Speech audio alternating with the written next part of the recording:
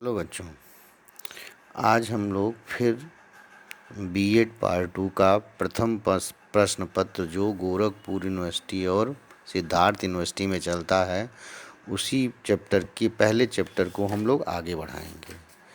हम लोग पढ़े थे शिक्षण की अवधारणा एवं सिद्धांत, जिसमें शिक्षण की परिभाषा हो गया था और जिसमें शिक्षण की विशेषता हो गई थी। ठीक ना। शिक्षण के विज्ञान और कला का रूप हो गया था। शिक्षण संबंधी कुछ अवधारणाएं हो गई थी। शिक्षण की प्रकृति, नेचर के बारे में हम लोग पढ़े थे। आज हम लोग पढ़ेंगे शिक्षण शिक्षण के सिद्धांत। ठीक है, आज हम लोग पढ़ेंगे शिक्षण के सिद्धांत। शिक्षण को प्रभावशाली बनाने के लिए अनेक दार्शनिकों ने, शिक्षा विशेषज्ञों तथा समाजशास्त्रियों ने अनेक शोध का प्रयोग एवं गहन चिंतन किया है, जिसके फलस्वरूप शिक्षा के क्षेत्र में अनेक शोध प्रयोग संपन्न किए गए हैं। इसके आधार पर शिक्षा को हम दो भागों में बांट सकते हैं। पहला है शिक्षण का सामान्य सिद्धांत और दूसरा है शिक्षण के मनोवैज्ञानिक सिद्धांत। शिक्षण का सामान्य सिद्धांत, जिसमें हम इसको लगभग 18 भागों में बांट सकते हैं। पहला है निश्चित उद्देश्य का सिद्धांत। जब हम शिक्षण को स्टार्ट करते हैं तो इस सिद्धांत के अनुसार प्रत्येक छात्र का एक निश्चित उद्देश्य होना चाहिए। यह उद्देश्य स्पष्ट, निश्चित तथा पूर्व परिभाषित होनी चाहिए। निश्चित उद्देश्य शिक्षकों को प्रभावशाली ढंग से पाठ पढ़ाने में, छात्रों को अधिक सावधानी पूर्वक पढ़ाने में मदद करता है। बिना स्पष्ट उद्देश्य की पढ़ाना शिक्षण नहीं कहलाता है। यानी कि जब हमारा कोई उद्देश्य नहीं होगा, जिस चीज़ को हम पढ़ाते हैं उसका एक निश्चित उद्देश्य होना चाहिए। ठीक ना।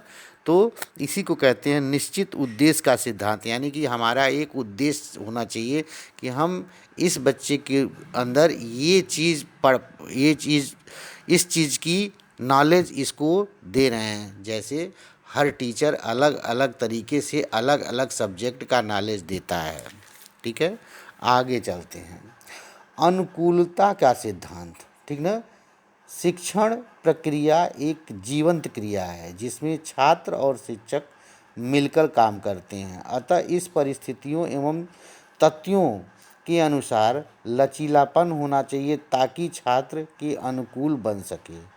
इसके लिए शिक्षकों को सृजनात्मक तथा सूझबूझ मुक्त होना चाहिए, जो आवश्यकता अनुसार शिक्षा में परिवर्तन ला सके। यानी कि शिक्षा छात्र के अनुकूल होनी चाहिए, यानी कि जब भी चाहें हम उसमें परिवर्तित कर दें।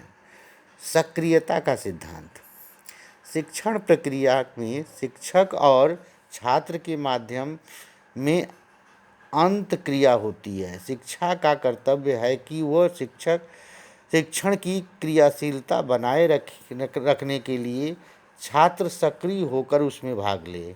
यानी कि सक्रियता का सिद्धांत ये बताता है कि हम जिस क्लास में बैठे हैं और जो शिक्षक मुझे कुछ दे रहा है, ठीक ना, हम सक्रिय रहें कि वो क्या बोल रहा है, क्या समझा रहा है।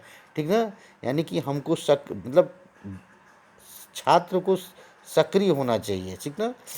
इसके लिए शिक्षक को चाहिए कि छात्रों को मूल प्रवृत्ति एवं इंद्रियों और संवेदनाओं का अधिकतम प्रयोग करे और प्रत्येक सिद्धांत का ज्ञान का प्रयोगात्मक पक्ष प्रस्तुत करे। ठीक ना।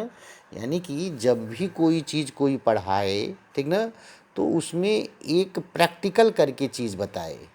ठीक है, प्रैक्टिकल मतलब कोई प्रैक्टिकल करके बताए ताकि बच्चों का सक्रियता उसमें निरंतरता बनी रहे। ठीक है। जनतांत्रिक व्यवहार का सिद्धांत।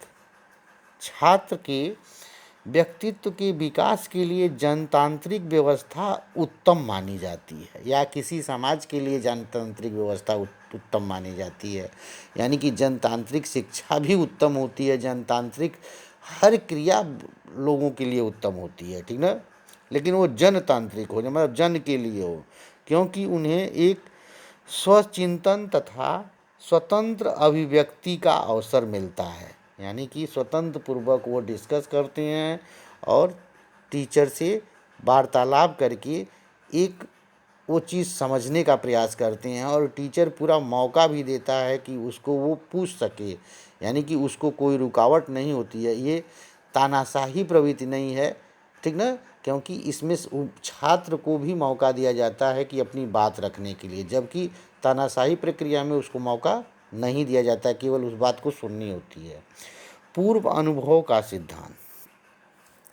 शिक्षक सर्वप्रथम छात्र के पूर्व ज्ञान तथा पूर्व व्यवहार तथा पूर्व अनुभव की जानकारी प्राप्त कर लेता है और इसी आधार पर नवीन ज्ञान प्रदान करता है।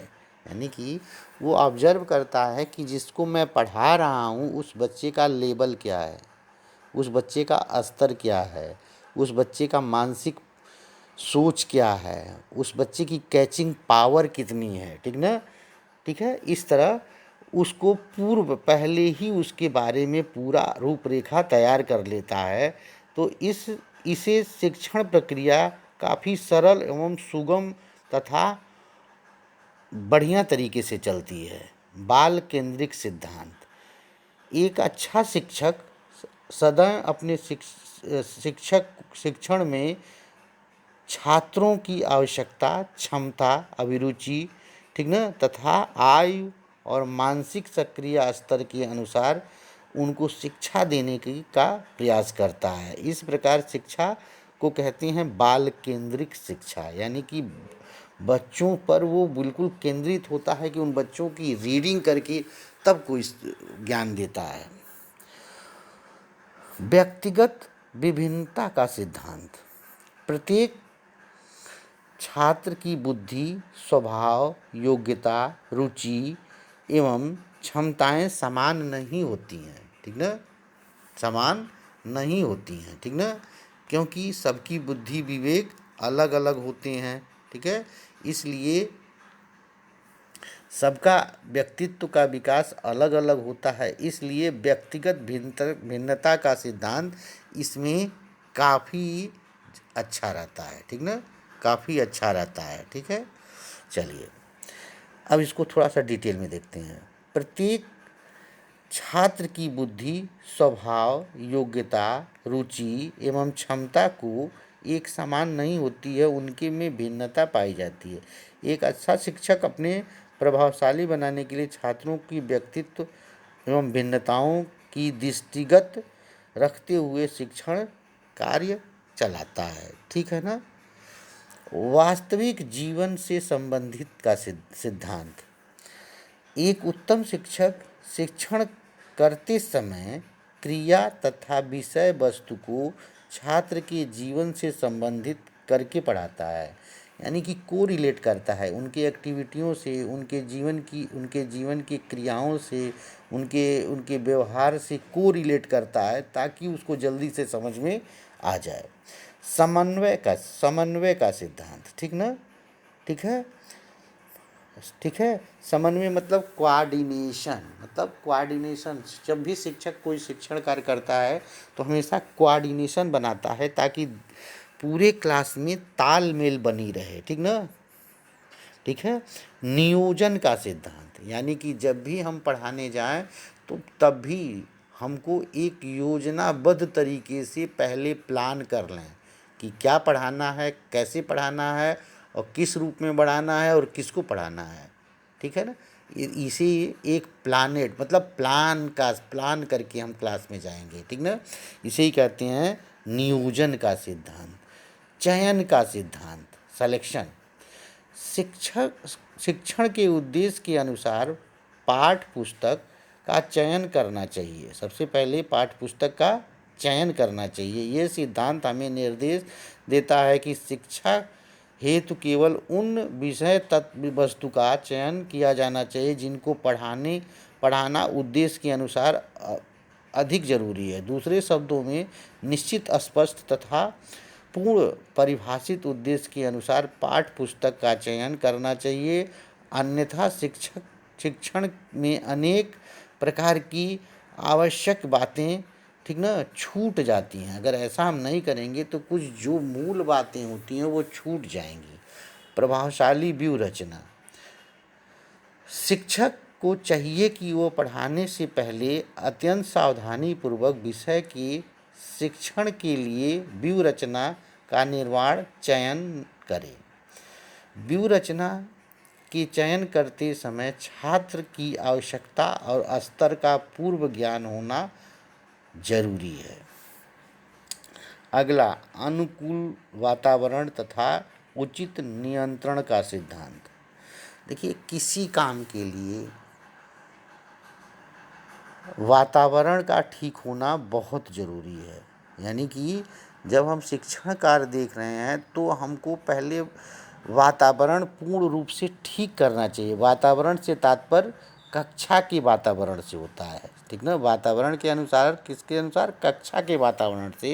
यानी कि कक्षा किस प्रकार क्लास हमारा है, इसमें सफाई है कि नहीं है, डेस्क ठीक से लगे हुए कि हैं, हमारे ब्लैक बोर्ड की स्थिति ठीक है कि नहीं है, इसको कहते हैं, ठीक ना, अनुकूल वातावरण तथा उचित नियंत्रण का सिद्धांत। इस सिद्धांत को प्रभावशाली अधिगम के लिए अनुकूल वातावरण की आवश्यकता होती है।